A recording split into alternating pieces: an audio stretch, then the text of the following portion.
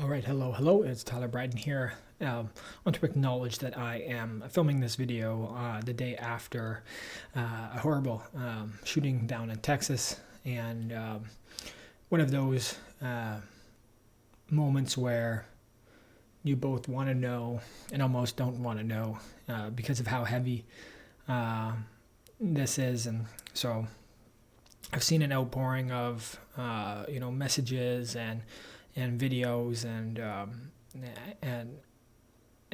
people from all different perspectives sharing their thoughts on this. I frankly don't think I have too much of an informed opinion on it because of, I guess, even my both conscious and subconscious choice to not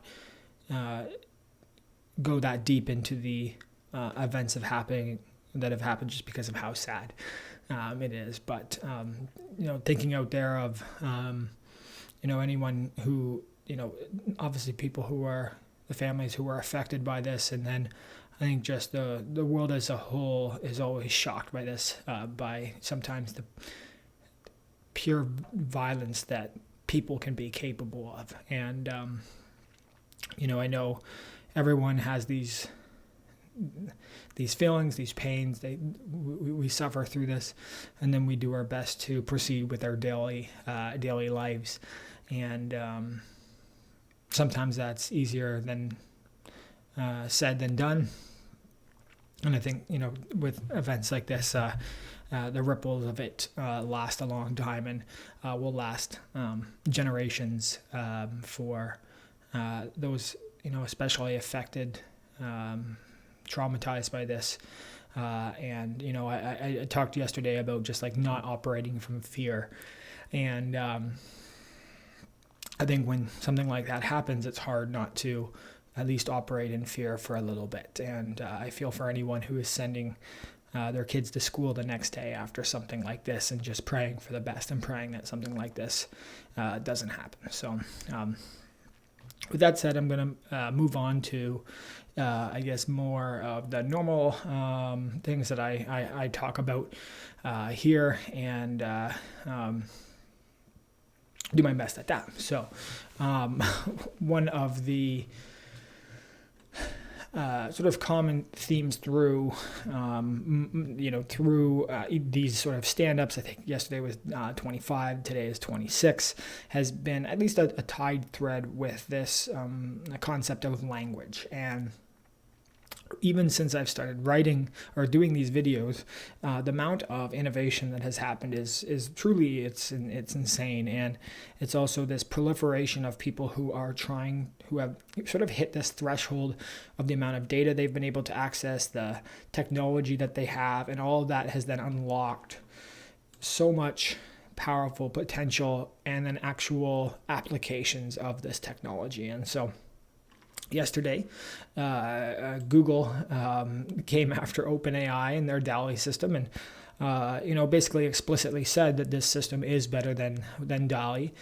Here's some of the images that they released. So this is their Imagen. It's a text-to-image model, and these were sort of obviously ones that they did a lot of generation, and then they shared the ones that were probably the most powerful and impactful. Yet there have been some people who have tested and played around with the system already and are seeing already sort of benchmarks about the higher quality that this is outputting. And they even did, I have it somewhere, they actually did some real benchmarks on this using human raters to then get them to share which images they prefer. So both in image text alignment and then image fidelity. And so with that, Google sort of systematically won that I guess battle. And it's weird, right? You contrast this to the topic at the start of this episode and the events yesterday. One so dark and so so just devastating for society. And then we look at a transparent sculpture of a duck made out of glass that was generated just by putting on a text, just putting text and then creating that automatically. But, in a world that, is again chaotic and volatile, things like this I actually think are a net positive. And I think anytime that we can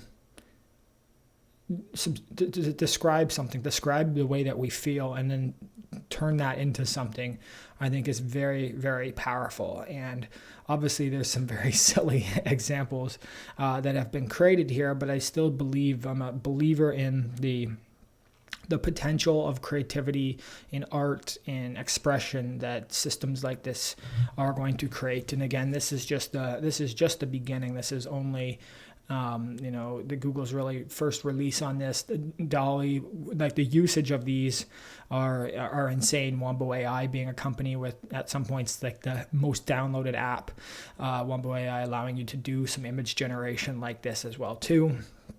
And I think it's just such a deep fascination that people have with this kind of technology and ability that is possible here. And one of the things I wanted to quickly touch on, I thought it was really fascinating, is that they were very clear about the limitations and the societal impact, and then also the, their desire to not release this publicly as they still worked through this. And you can see, there's many reasons why, but really the main reason of this is that they are scraping large data sets from the entire web, and that web is full of bias. It's full of pornographic imagery, toxic language, bias, racism, social stereotypes.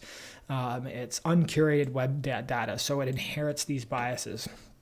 And I actually, appreciate Google talking about this and allowing you to have the understanding that depending on the prompts that you put in, that there are, there's deep bias built into this data set, and then the images that you generate might have a reflection. So look, even this preliminary assessment has an overall bias about generating images of people with lighter skin tones.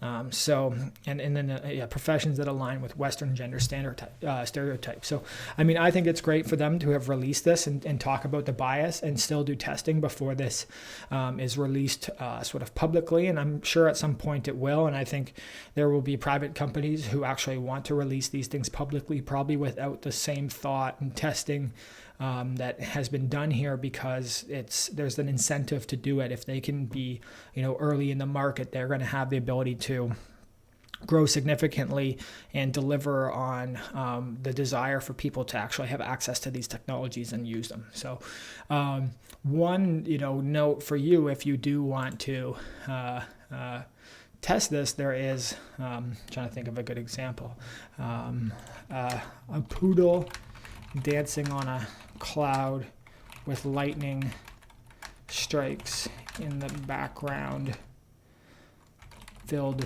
with cats. I don't know what this is going to do, but this is on Hugging Face Space and is sort of the DALL-E mini. Well, I believe this is the one that I've always used. It looks like they've updated the space and should generate a couple instances of this. See, it's taking a little bit to run here. There we go.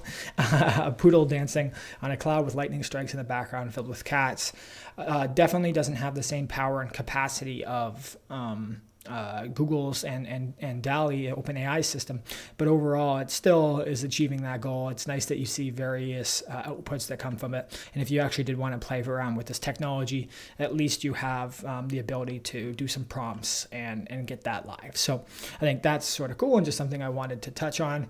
And overall, you can see, like even TechCrunch talking about it, the battle that is happening here with these large language models using the transformer approach, and these companies wanting to one-up each other on this. So there's definitely competition right now. It's pushing AI researchers and engineers to the limit, and I'm excited to sort of follow this battle and, I guess reap the benefits of it.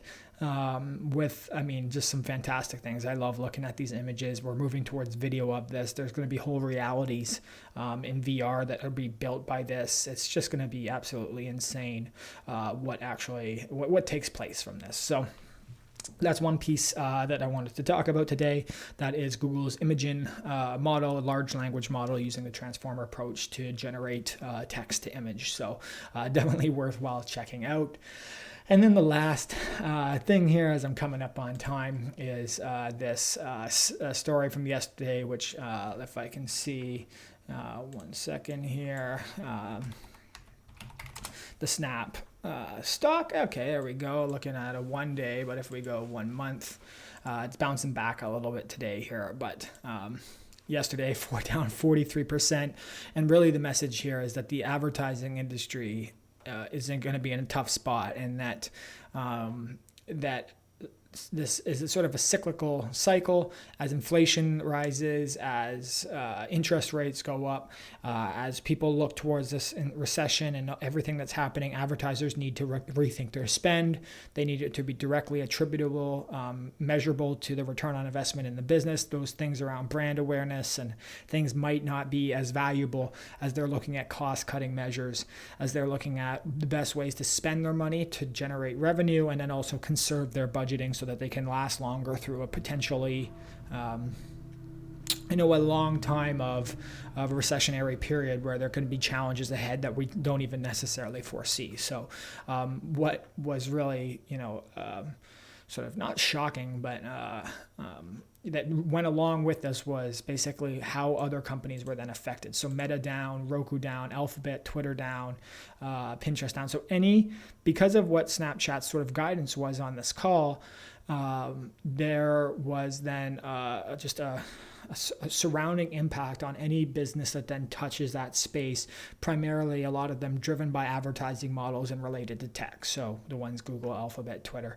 everything there. And so there is definitely another indicator of a difficult time ahead, with Snap being an example of that. NVIDIA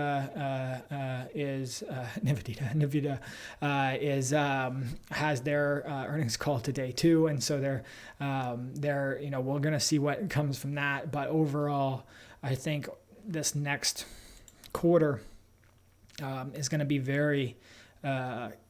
it's going to be a huge signal for where we are at, because last quarter, this was starting to happen, but there was still things okay, and really the environment has deteriorated very quickly over the last month and a half, and so we're going to see the downstream effects of that at the end of Q2 here. So that's it for me today. I appreciate you tuning in. I know it's sort of a dark time in the world in many ways right now. So we do our best to remain optimistic. We do our best to wake up, drive forward with purpose, with a smile on our face, and I hope you can find that ability here. And I hope that we can continue to grow and heal as a world, because all